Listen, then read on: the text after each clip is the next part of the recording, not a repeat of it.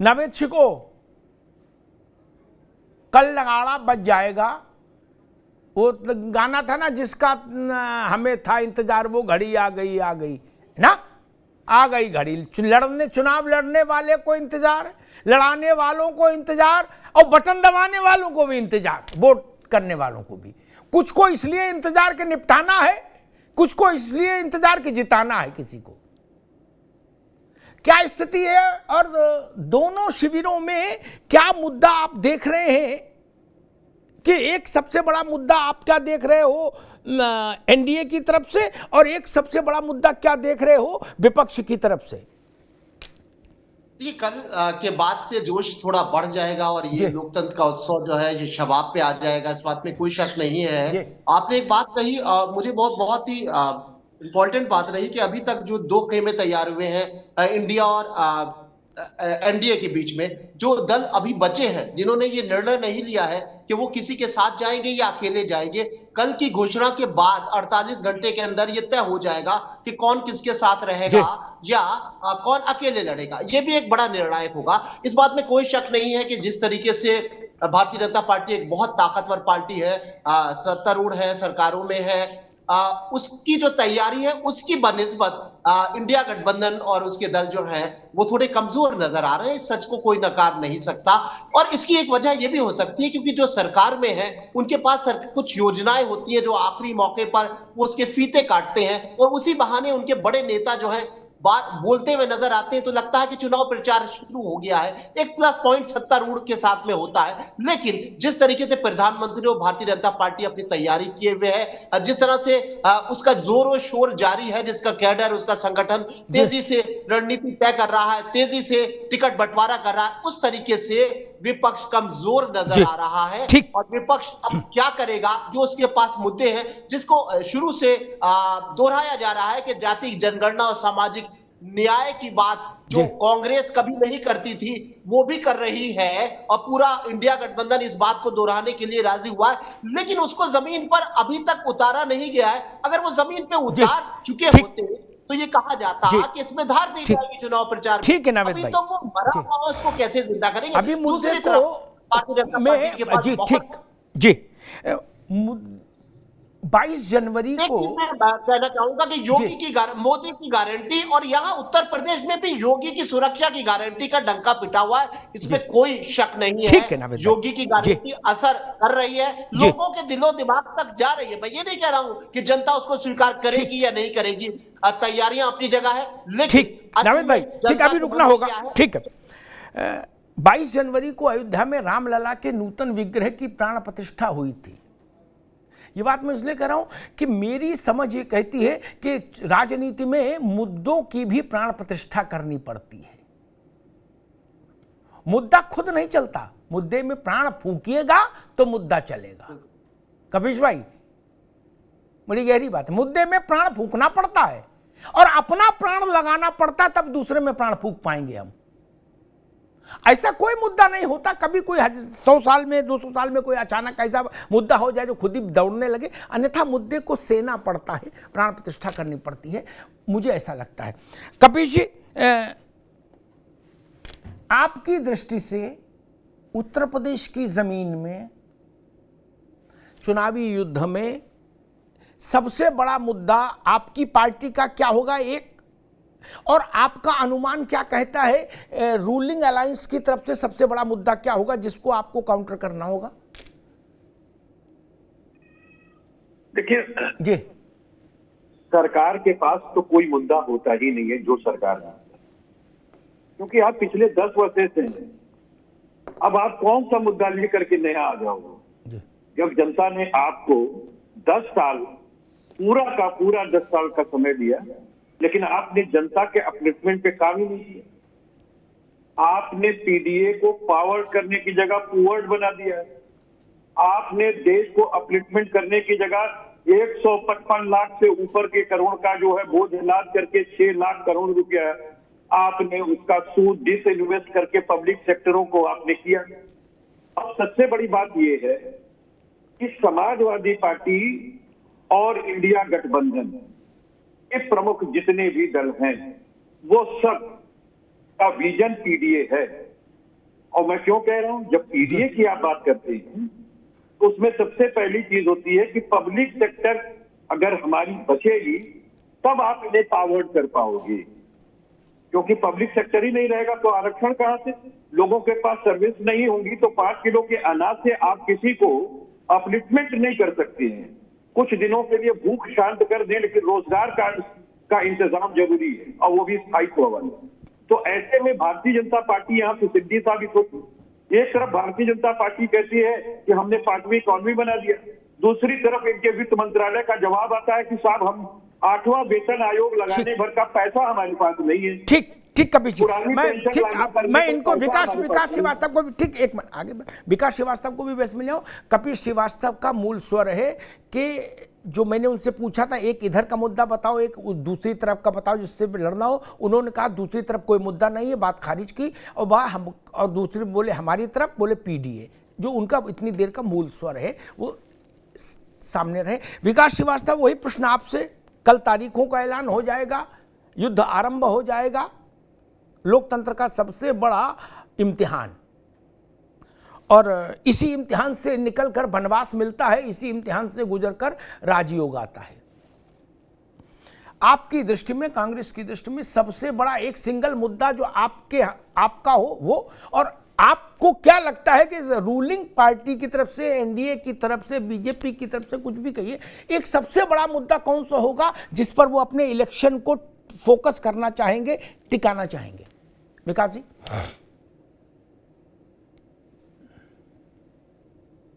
भाई आवाज में कुछ देखिए जी, अनम्यूट करिए भाई जी।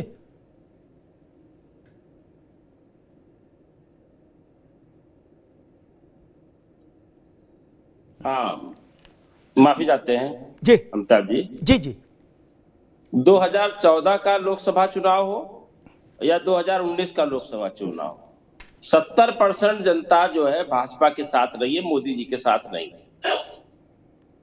और ये 10 वर्ष का पूरा कार्यकाल नफरत, विघटन और बंटवारे का रहा, और इसमें सबसे ज्यादा अल्पसंख्यक, दलित, पिछड़े और आदिवासियों को द्वितीय दर्जे का साबित किया गया और संवैधानिक अधिकारों को लगातार छीना गया।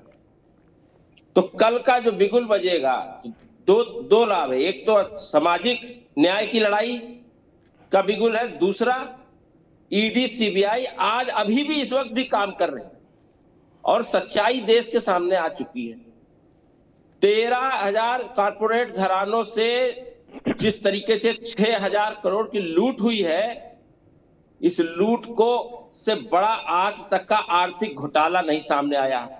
देश के जनमानस के सामने अब यह तय करना है कि कब तक आप धर्म की अफीम से इस देश की सत्ता पर आप काबिज रहोगे और आप नफरत, विघटन, बंटवारे से इस देश का जो लोकतंत्र उसको नष्ट करेंगे और भारत के संविधान को बदल देंगे।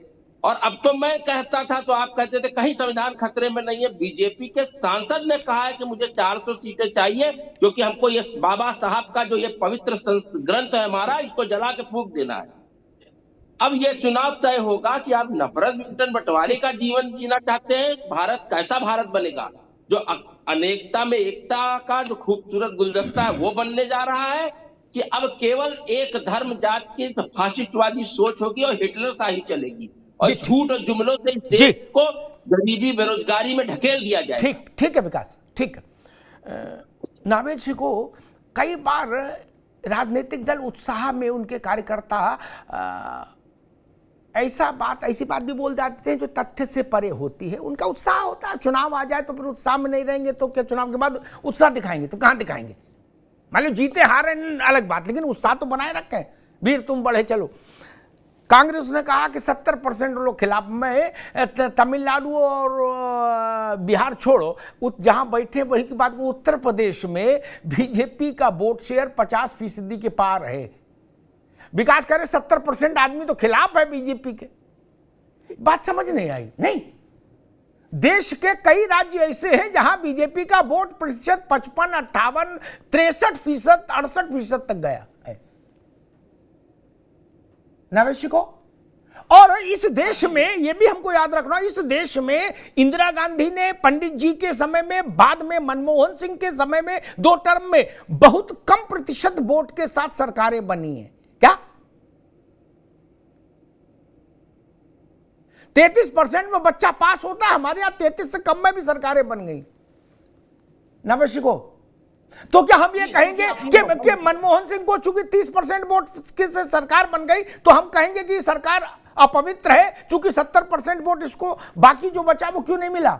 नवशिको जी बिल्कुल, त्रिकोणीय मुकाबला नहीं हो रहा है, अब चतुर्भुज मुकाबला नहीं हो रहा है, नेट टू नेट मुकाबला हो रहा है और इसमें भारतीय जनता पार्टी काफी आगे है। तो जाहिर सी बात है 40+, 45+, 50+ इस तरह से ताकत है भाजपा की अलग अलग राज्यों में। अगर देखा जाए आमतौर से एवरेज है 45, तो ये तो जाहिर सी बात है बड़ी चुनौती है, क्योंकि बाइपोलर चुनाव में उसके बराबर जाना भी कठिन होता है। मैं एक बात बहुत इंपॉर्टेंट कहना चाहता हूं, आपकी डिबेट को बहुत सारे लोग इसलिए सुनते हैं क्योंकि उससे बहुत कुछ सीखने को मिलता है। मैंने अभी कुछ सीखा है आपकी डिबेट से। आपका सब्जेक्ट था कि चुनाव का संघात होने जा रहा है, लेकिन उससे एक मजबूत सब्जेक्ट निकल आया आपके वक्तव्य से और आपने उस बात को दोहराया भी, और ये मैं समझता हूं बहुत महत्वपूर्ण बात निकल आई है उससे। आपने जो कहा कि मुद्दे तो सबके पास होते हैं, सत्ता के पास भी, विपक्ष के पास, आप एक नहीं, दो नहीं, 1000 मुद्दे तय कर लो, आपके वर्कर तय कर लेंगे, लेकिन कौन से मुद्दे की प्राण प्रतिष्ठा हो, कौन सा मुद्दा कौन जिंदा करे। देखिए, एक प्राण प्रतिष्ठा शब्द ऐसा है जिसको भारत का एक ऐतिहासिक कार्यक्रम हुआ राम मंदिर का, हमारे सनातनी भाई जानते थे, हमारे मुस्लिम भाई कहीं नहीं जानते थे, वो भी जान गए। ये प्राण प्रतिष्ठा का मतलब एक पत्थर है, इस पत्थर को हम भगवान का रूप देने के लिए मंत्र पढ़ते हैं, अनुष्ठान करते हैं, वो भगवान हो जाता है। इसी तरीके से मुद्दे को जब हम जमीन पे उतारते हैं, उसको जिंदा करते हैं, तो वो मुद्दा उछलता है, आगे जाता है, जनता के दिलो दिमाग में जाता है, फिर जनता उसके ऊपर वोट करती है। मुख्य बात इस चुनाव में यही है कि भाजपा के पास जो मुद्दे हैं वो जनता तक लिए जा रही है, ये दिखाई दे रहा है, लेकिन विपक्ष ने मुद्दों की बात कह रहा हूं गलत है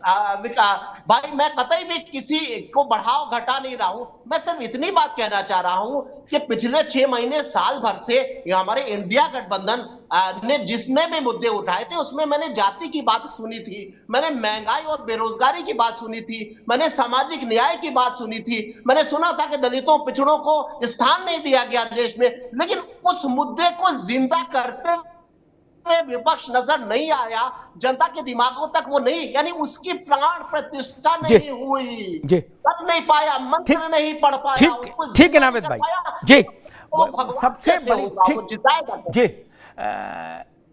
सबसे बड़ी बात होती है नावेद, अरे आ रहा हूं आपके पास कपिश जी। सबसे बड़ी बात होती है जो मेरा अनुभव कहता है, शब्द तो शब्द है, सबके पास है कपिश जी। ऋषि का कंठ उसको उच्चारित करता है तो मंत्र हो जाता है शब्द। जयप्रकाश बाबू को जब मैंने सुना और देखा तो उनका वजन मेरे ख्याल से 40 किलो था, कुर्सी पर लोग उठा के लाए थे उनको, कपिश बाबू, और माइक भी वो पकड़ नहीं सकते थे, उनके सामने ऐसे किया गया, उनने सिर्फ इतना बोला ऐसे हाथ करके, जैसे मनमोहन सिंह जी बोलते हैं ना वैसे, उनसे भी लो टोन में, डरो मत अभी मैं जिंदा हूं। आधा घंटा लोकनायक जिंदाबाद गूंजता रहा, आधा घंटा बवाल हो गया। ये लोक जयप्रकाश जी का कंठ था।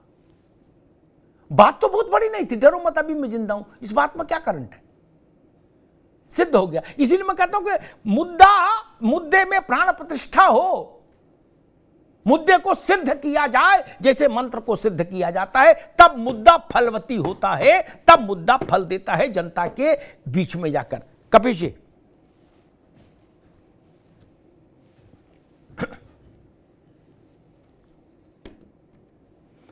भैया कुछ म्यूट एडमिट की समस्या जी, ठीक है ठीक है ठीक जी, नहीं आ रही होगी जी जी, आ रही। देखिए, बहुत स्पष्ट सी बात है कि जी, अगर आधा गिलास भरा हो तो उसके 2 वर्जन है, आधा खाली है और आधा भरा। बात दोनों ही सही है। हमारा ये वर्जन है कि जो मुद्दों की प्राण प्रतिष्ठा है वो कोई राजनीतिक दल नहीं कर सकता, वो जनता करती है। राजनीतिक दल सिर्फ उनके आईना होते हैं जो प्रतिबिंब लेकर के उन मुद्दों को सामने आते हैं। भारतीय जनता पार्टी ने जिन मुद्दों को नावेद भाई और आपके अनुसार कहा कि ये उनका मुद्दा है राम मंदिर, तो इस देश की सारी जनता और आप भी तक जानते हैं ये राम मंदिर इनका दिया नहीं, ये तो सुप्रीम कोर्ट का दिया है। और जो इसमें पक्षकार थे उनके वाद पत्र पर यह वर्डिक्ट आया और उनको इन्होंने निमंत्रित ही नहीं किया। और उसमें से एक जो प्लेंटिफ है वो स्वामी चक्रपाणी महाराज, जो अखिल भारत हिंदू महासभा के राष्ट्रीय अध्यक्ष हैं, जिनके पंडित जी भी थे और क्या बोलते हैं ये मदन मोहन मालवीय और वीर सावरकर साहब भी उसी अध्यक्ष पद को सुशोभित कर चुके हैं। और उन्होंने ऐलान कर दिया है कि हम पूरे भारत के अंदर इस 2024 में प्रत्येक सीटों पे हिंदू महासभा का प्रत्याशी उतारेंगे और न्याय के लिए जनता के पास जाएंगे कि लड़ाई हमने 1949 से लड़ी और मोदी जी फिक्का काटते समय भी हम लोगों को उस लायक नहीं समझे कि हमने सर्वस्व निछावर कर दिया राम मंदिर के लिए, लेकिन वो लूटना चाहते तो जनता तो जान रही है कि कौन लूट रहा है और किसने दिया। ठीक कपिश भाई, ठीक। आनंद दुबे हमारे साथ जुड़ गए, भारतीय जनता पार्टी प्रवक्ता, देर से जुड़े। मैं आनंद दुबे के पास आऊंगा, लेकिन एक बात राम मंदिर पर जरूर कहूंगा। कपिश जी ने कही, मैंने शायद इस बात को पहले भी अपने शो में कहा, मैं तो मुद्दा उसका मानता हूं जिसे उल्हाना दिया जाता रहा हो। मैं मुद्दा किसी का नहीं मानता, उसका मुद्दा जिसने मुद्दे के लिए चपत खाई मोहल्ले भर में। क्या भाजपा से क्यों पूछते थे मंदिर कब बनाओगे, तारीख नहीं बताओगे, झूठे कहते थे। जिसको झूठा कहा 40 साल, स्वाभाविक है जनता मान रही, उस क्रेडिट उसी का है, उसने बनाई ना। अगर कैसे किसी बात से ठीक, अरे ठीक है कपिल जी, आपकी बात देखो, नहीं उलझो नहीं, आपने अपनी बात कही, बात खत्म हो गई। अब दूसरी बात दूसरे के पास पाली जाएगी, जब आपके पास आए तो फिर बोलिएगा। जिससे सवाल पूछा गया 40 साल, जब इनका कोई उसमें लेना देना नहीं था तो इनसे पूछा क्यों जाता था? नावेशिकों से तो नहीं पूछा जाता था कि मंदिर कब बनाओगे, तारीख बताओ, ना मुझसे पूछा जाता था। अरे भाई आप पूछते इनसे थे, अब करें इनका लेना देना नहीं।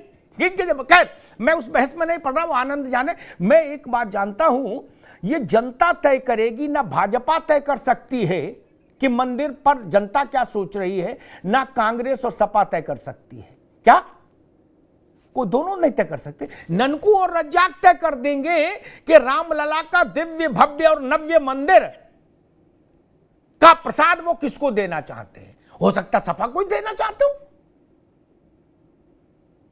भक्ति में तो रहिए, हो सकता प्रसाद आपको भी मिले और हो सकता इनको मिले,